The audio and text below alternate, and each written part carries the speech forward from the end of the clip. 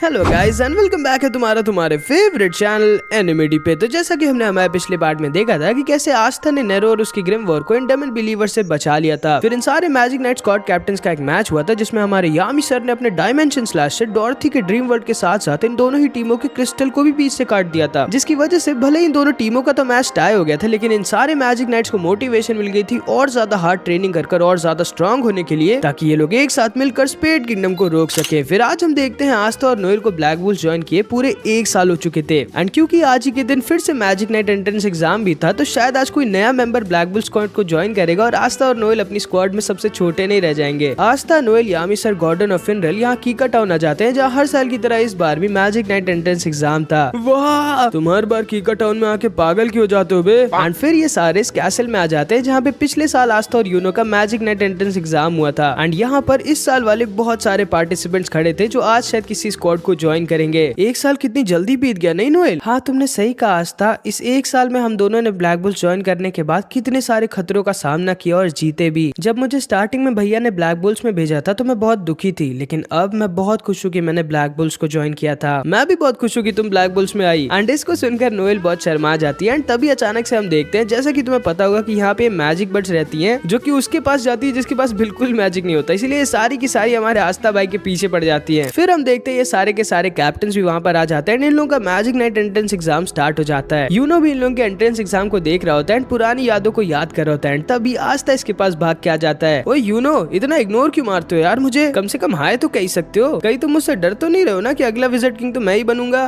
बिल्कुल नहीं, अगला विजिट किंग तो मैं ही बनूंगा। एंड ये कह के यूनो वहाँ से चला जाता है। रात में हम देखते हैं जब एंट्रेंस एग्जाम खत्म हो जाता है तो ये दोनों यामी सर से पूछते हैं कि किसी नए मेंबर ने ब्लैक बुल ज्वाइन किया क्या, जिसपे यामी सर इन लोग से कहते हैं नहीं, तुम लोग अभी भी सबसे छोटे ही हो हमारे स्क्वाड में, इसलिए अभी भी सारा काम तुम लोगों को ही करना पड़ेगा। जिसको सुनकर ये दोनों बिल्कुल भी खुश नहीं थे। फिर ये सारे के सारे वापस से ब्लैक बुल्स के बेस पे आ जाते हैं। एंड यामी सर आस्था और नोएल से कहते हैं, चलो आस्था, नोएल, अब तक तैयारी हो चुकी होगी। किस चीज की यामी सर? ट्रेनिंग की? नहीं गधे, ट्रेनिंग के अलावा और कुछ सोचता नहीं है क्या तुम्हारे दिमाग में? क्योंकि आज तुम लोगों को स्क्वाड को ज्वाइन किए पूरे 1 साल हो गए, इसीलिए आज हम लोग पार्टी करेंगे। जिसको सुनकर ये दोनों बहुत खुश हो जाते हैं। फिर इधर हम यूनो को देखते हैं जिसको कैप्टन विलियम्स इसका पेंडेंट वापस लौटा देते हैं जो जागरेट ने इससे छीन लिया था। एंड फिर हम आस्था और यूनो को देखते हैं जो मून को एक साथ देख रहे होते हैं। एंड ये दोनों ही बहुत खुश होते हैं क्योंकि ये दोनों अपने विजिट किंग बनने की जर्नी में बहुत आगे आ चुके होते हैं। अगले दिन हम देखते हैं विजिट किंग और इन सारे कैप्टन से एक मीटिंग कर रहे होते हैं। एंड विजिट किंग इन सबको बताते हैं कि हार्ड किंगडम में ट्रेनिंग की प्रिपरेशन कंप्लीट हो चुकी है। एंड हर स्क्वाड से अगर उनके कैप्टन चाहें तो वो अपने कुछ स्क्वाड मेंबर्स को हार्ड किंगडम भेज सकते हैं 6 महीनों की बहुत हार्ड ट्रेनिंग को करने के लिए, जिसके लिए फुगिलियन अपनी स्क्वाड से लियो को चुनता है। कैप्टन विलियम्स अपनी स्क्वाड से सिर्फ मिमोसा को चुनते हैं क्योंकि यूनो ने हार्ड किंगडम जाने से मना कर दिया होता है। रिल और कैप्टन शार्लेट डिसाइड करते हैं कि ये दोनों खुद हार्ड किंगडम जाएंगे ट्रेनिंग करने के लिए और ज्यादा स्ट्रॉन्ग होने के लिए। एंड ये बाकी के कैप्टन अपने किसी भी स्क्वाड मेंबर को भेजने से मना कर देते हैं। कहते हैं कि ये लोग खुद अपने स्क्वाड मेंबर्स को ट्रेनिंग देंगे। और यामी, तुम तुम्हारी स्क्वाड से आस्था और नेरो के अलावा किसी और को भेजना चाहोगे क्या? क्योंकि आस्था और नेरो का जाना जरूरी है, क्योंकि हार्ड किंगडम की क्वीन ने आस्था और नेरो को स्पेशली हार्ड किंगडम बुलाया उन्हें ट्रेनिंग देने के लिए, क्योंकि उनकी पावर स्पेड किंगडम के डीमंस के खिलाफ हमारा मेन हथियार होंगे। हाँ, मैं आस्था और नेरो के साथ लक, नोएल, फिनरल को भेजना चाहूंगा क्योंकि इन तीनों में भी बहुत पोटेंशियल है हार्ड किंगडम में जाके स्ट्रॉन्ग होने की। ठीक है, फिर आज की मीटिंग यहीं पर खत्म होती है। अब आप सारे लोग स्टार गिविंग सेरेमनी में जाइए जहाँ पर किंग आपका इंतजार कर रहे होंगे। एंड फिर ये सारे के सारे कैप्टन स्टार गिविंग सेरेमनी में आ जाते हैं। एंड सेके कैप्टन जैक से हमेशा की तरह रिक्वेस्ट कर रहा होता है कि वो वापस से अपनी स्क्वाड में बुला ले, क्योंकि ये परेशान हो गया होता है इस किंग के पीछे पीछे घूम के। लेकिन तभी कैप्टन जैक कहते हैं, कौन है बे तू?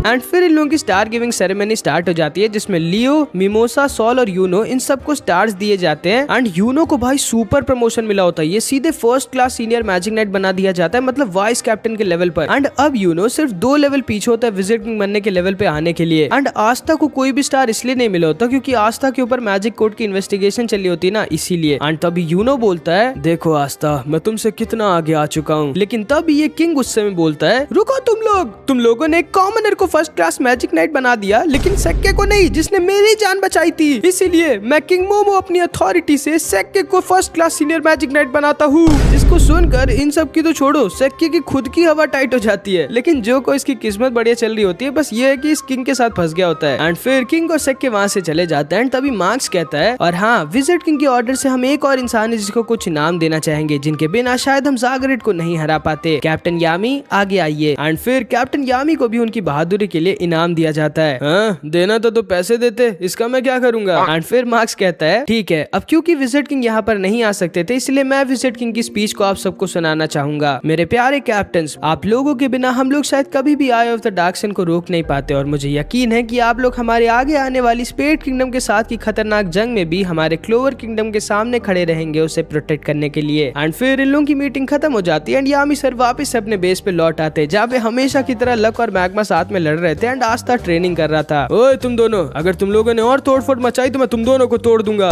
ध्यान से सुनो तुम लोग, आस्था, नेरो, लक, नोएल और फिनरल, तुम लोग हार्ट किंगडम जा रहे हो ट्रेनिंग करने के लिए। जिसको सुनकर ये सारे लोग बहुत खुश हो जाते हैं, लेकिन तभी इधर हम मैग्मा को देखते हैं जो यामी सर से कहता है, यामी सर मैं भी जाना चाहता हूँ हार्ट किंगडम ट्रेनिंग करने के लिए, मैं अपने राइवल लक से पीछे नहीं रहना चाहता।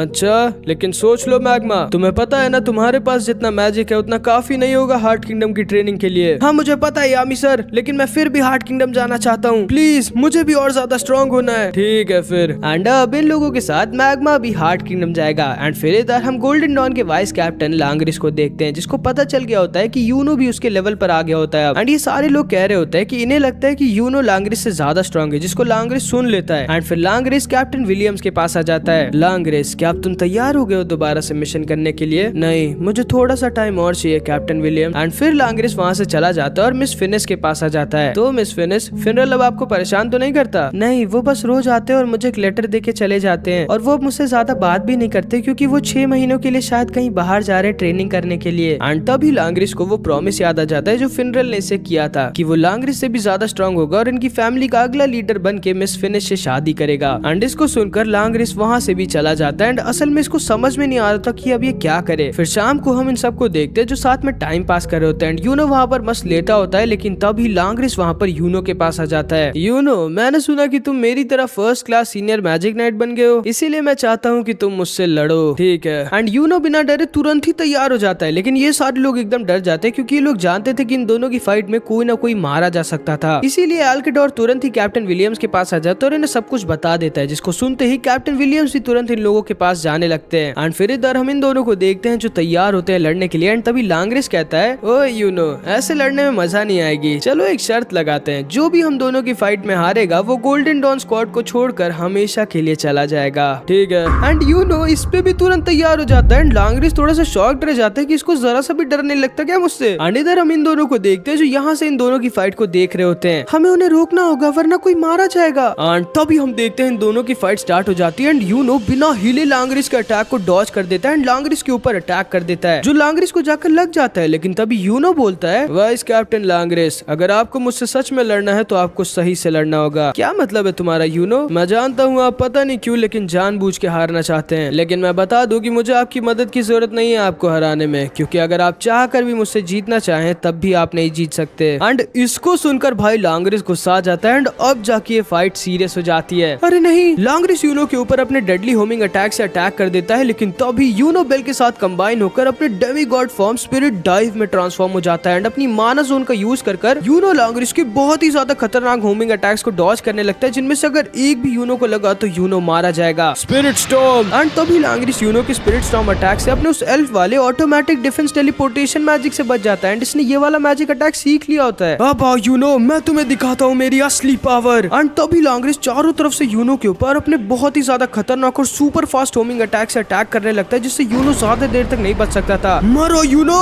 एंड तभी यूनो को इसका अटैक लग जाता है। यूनो। लेकिन तभी हम कैप्टन विलियम्स को देखते हैं जो सिर्फ एक स्माइल देते हैं, क्योंकि असल में लांग्रिस के अटैक जिस चीज को लगे थे वो यूनो की आफ्टर इमेज थी, जिसे यूनो ने अपनी फुल स्पीड का यूज कर बनाया था। एंड असली यूनो तो यहाँ लांग्रिस के पीछे खड़ा था एंड इसकी स्वॉर्ड लांग्रिस के गले के पास थी। यूनो इतना ज्यादा फास्ट था कि लांग्रिस को यूनो इसके पीछे आते हुए दिखाई नहीं था। एंड इस तरह यूनो लांग्रिस को हरा देता है। लांग्रिस यूनो से हार चुका था, इसलिए इनके वादे के मुताबिक लांग्रिस तैयार हो गया था गोल्डन डॉन को छोड़कर जाने के लिए। लेकिन तभी यूनो लांग्रिस से कहता है, वाइस कैप्टन लांग्रिस, आपको जाने की जरूरत नहीं है, गोल्डन डॉन को आपकी जरूरत है। जिसको सुनकर पहले तो लांग्रिस थोड़ी देर के लिए रुक जाता है और एकदम शॉक्ड रह जाता है और उसके बाद स्माइल कर वहाँ से चला जाता है और कैप्टन विलियम्स के पास आ जाता है। मुझे माफ कर दीजिएगा कैप्टन विलियम्स, मैंने आपको बताया नहीं कि मैं स्क्वाड को छोड़ के जाने वाला था। कोई बात नहीं लांग्रिस, मुझे यकीन है कि तुम्हारे पास तुम्हारे खुद के रीजंस होंगे गोल्डन डॉन को छोड़कर जाने के, लेकिन हाँ लांग्रिस, तुम जब चाहे तब वापस आ सकते हो। जिसको सुनकर लांग्रिस बहुत खुश हो जाता है और फिर वहाँ से चला जाता है। एंड फिर ये एक आखिरी बार मिस फिनिश और फिनरल से भी मिलता है। हाँ लांगरिस, कहाँ जा रहे हो तुम? मैं एक लंबी जर्नी पे जा रहा हूँ और हाँ, मैं इतनी आसानी से तुम्हें मुझे हराने नहीं दूंगा भैया। एंड ये कह के लांगरिस अकेले निकल जाता है एक बहुत लंबी जर्नी पे अपने आप को और ज्यादा जानने के लिए और ज्यादा स्ट्रॉन्ग होने के लिए। एंड मेरे को अभी तो ये बताना नहीं चाहिए, लेकिन अब लांगरिस जब वापस आएगा ना तो भाई ये अलग ही लेवल पर होगा। एंड फिर इधर हम गॉर्डन को भी देखते हैं। ये भी 6 महीनों के लिए वापस अपने पापा के पास जा रहा होता है ट्रेनिंग करने के लिए और ज्यादा स्ट्रॉन्ग होने के लिए। एंड इधर ये लोग भी तैयार होते हैं हार्ड किंगडम में जाने के लिए, जहाँ पर ये लोग भी 6 महीनों की बहुत हार्ड ट्रेनिंग करेंगे और इतना ज्यादा स्ट्रॉन्ग बनने का ट्राई करेंगे कि ये लोग डीमंस को हरा सके। फिर अगले दिन हम देखते हैं ये सारे लोग यहाँ हार्ड किंगडम आ जाते हैं जिनको भी यहाँ पर ट्रेनिंग करना था। गाजा इन लोगों के पास आता है और इन सबका स्वागत करता है। उसके बाद ये इन सबको लोरो पेचिका के पास लेके आ जाता है। एंड जैसे ये लोग अंदर आते हैं, आस्था, नोएल और ये सारे एकदम शॉक्ड रह जाते हैं क्योंकि पता नहीं कहां से चार्मी यहाँ पर आ गई होती है, क्योंकि इसे कहीं से पता चल गया था कि हार्ड किंगडम का खाना बहुत टेस्टी होता है। जिसपे लोरो पेचिका कहती है अब क्या ही कर सकते हैं, ये आ गई है तो ये भी ट्रेनिंग कर लेगी। उसके बाद गाजा इन सबको बताता है कि स्पेड किंगडम ने लगभग आधे डायमंड किंगडम पर कब्जा कर लिया है एंड इन लोगों के पास मैक्स टू मैक्स अब 6 ही महीने है ट्रेनिंग करने के लिए और ज्यादा स्ट्रॉन्ग होने के लिए। एंड उसके बाद गाजा इन सबको हार्ड किंगडम के गार्डियन से मिलाता है जो इन सबको ट्रेनिंग देंगे। कैप्टन रिल को पॉट्रॉफ ट्रेन करेगा, फिनरल को स्मूरिक, लियोपोल्ड को फ्लोगा और मिमोसा और कैप्टन शार्लेट को सारा दो। एंड फिर क्वीन लोरो पेचिका कहती है कि वो खुद नेरो और नोएल को ट्रेनिंग देगी एंड ये लोग साथ में मिलकर मैगिक्यूला डीमन से लड़ेंगे। एंड फिर गाजा कहता है आस्था, मैग्मा और लक, तुम तीनों को मैं खुद ट्रेन करूंगा। उसके बाद इन लोगों की ट्रेनिंग शुरू हो जाती है एंड ये सारे गार्डियन सबसे पहले इन लोगों को नेचुरल माना यूज करना सिखा रहे होते हैं, जो माना इनका नहीं बल्कि नेचर का होता है, मतलब दुनिया का होता है, जिसको अगर ये सब लोग कंट्रोल करना सीख गए ना तो फिर इनका मैजिक कभी खत्म ही नहीं होगा क्योंकि ये लोग नेचर का मैजिक यूज कर रहे होंगे। एंड फिर इधर हम इन चारों को देखते हैं, ध्यान से देखो, इन्हें कहते हैं मैजिक वर्ड्स जिनसे तुम तुम्हारे मैजिक अटैक्स को कंट्रोल कर सकते हो, मतलब उन्हें ऑर्डर दे सकते हो। आस्था, इस अटैक को डॉज करो। एंड फिर गाजा आस्था की तरफ एक बहुत ही स्लो अटैक छोड़ देता है जिसे आस्था आसानी से डॉज कर देता है, लेकिन तभी इसका अटैक अपने आप आस्था की तरफ मुड़ जाता है और जाके आस्था को लग जाता है। देखा तुम लोगों ने, मैंने इन मैजिक वर्ड्स का यूज कर मेरे अटैक को ऑर्डर दिया था कि वो आस्था को ही जाके लगे। इसी तरह तुम लोग भी तुम्हारे अटैक्स को कंट्रोल कर पाओगे अगर तुम लोग भी मैजिक वर्ड्स को यूज करना सीख गए। और आस्था, क्योंकि तुम्हारे पास मैजिक है ही नहीं इसलिए तुम्हें ये करने की जरूरत नहीं है, तुम्हें बस मुझसे लड़ना होगा और मुझे हराना होगा और ज्यादा स्ट्रॉन्ग होने के लिए। एंड फिर हम देखते हैं लक तो भाई थोड़ी देर में मैजिक वर्ड्स को थोड़ा बहुत बनाना सीख जाता है, लेकिन क्योंकि मैग्मा एक कॉमनर था, उसके पास ज्यादा मैजिक नहीं था, इसलिए ये नहीं कर पा रहा होता है। इसीलिए गाजा मैग्मा से कहता है, मैग्मा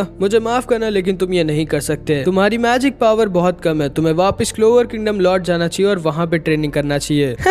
मैग्मा तुम तो वीक हो। एंड फिर मैग्मा दुखी होके वहाँ से चला जाता है और वापस क्लोवर किंगडम जाने लगता है। मैग्मा सेनपाई, नहीं आस्था, उससे रोको मत, मुझे पता है अब वो खुद ट्रेनिंग करेगा और मुझे उससे ज्यादा स्ट्रॉन्ग कुछ भी करके नहीं होने देगा। एंड तुम लोग समझ रहे हो ना ये दोनों राइवल्स कितने अच्छे होते हैं। एंड फिर इधर हम रिल को देखते हैं जो अपनी ट्रेनिंग नहीं कर रहा होता बल्कि अपनी पेंटिंग करने लग गया होता है और चार्मी के बारे में सोच रहा होता है। एंड तभी चार्मी वहाँ पे आ भी जाती है। एंड असल में क्योंकि चार्मी इस समय अपने छोटे फॉर्म में होती है इसलिए रिल को पता ही नहीं होता कि जिस लड़की से इतना प्यार करता है और इतने दिनों से ढूंढ रहा है वो इसके सामने ही है यहाँ पे। एंड तभी पॉटर ऑफ चार्मी से कहता है, आओ चार्मी मैं तुम्हें भी ट्रेनिंग देता हूँ, अगर तुमने भी मेरी तरह ऐसे मैजिक वर्ड्स बना दिए तो मैं तुम्हें कुछ बहुत टेस्टी खाने के लिए दूंगा। एंड तभी चार्मी एक ही बार में बिना ट्राई किए मैजिक वर्ड्स को बना देती है। अरे बाप रे, तुम तो जीनियस हो। एंड फिर इधर हम नेरो और नोएल को देखते हैं जो लोरो पेचिका और उडीने के अंडर ट्रेनिंग कर रही होती है। एंड लोरो पेचिका इन्हें वेनेका के बारे में बताती है जो मैगिक्यूला डीमन की होस्ट होती है और बहुत ही ज्यादा स्ट्रॉन्ग होती है, जिसको इन सारे लोगों को मिलकर हराना होता है। ये सारे के सारे लोग हर दिन बहुत हार्ड ट्रेनिंग कर रहे होते हैं और आस्था भी रोज रोज गाजा के साथ लड़ लड़कर हर दिन और ज्यादा स्ट्रॉन्ग होता जा रहा होता है। एंड सिर्फ ये लोग ही नहीं, इधर यामी सर भी रोज वर्मिलियन के साथ ट्रेनिंग कर रहे होते हैं क्योंकि शायद पूरे क्लोवर किंगडम में यही है जो यामी सर की बैंड बजा सकती है। एंड यामी सर से काफी ज्यादा स्ट्रॉन्ग है। आस्था,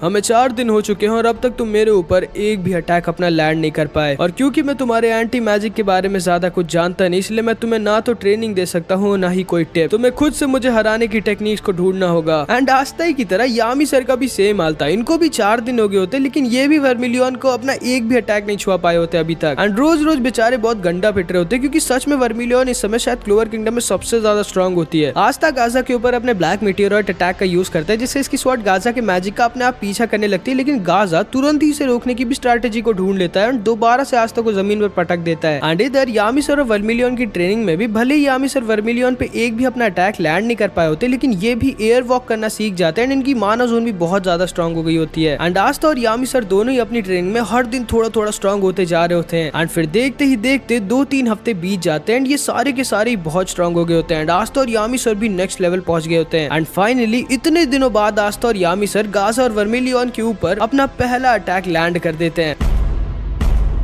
बहुत अच्छे यामी, अब शायद तुम तैयार हो गए हो मेरी फुल पावर को झेलने के लिए। नहीं, अब कल लड़ेंगे, मुझे भूख लगी है।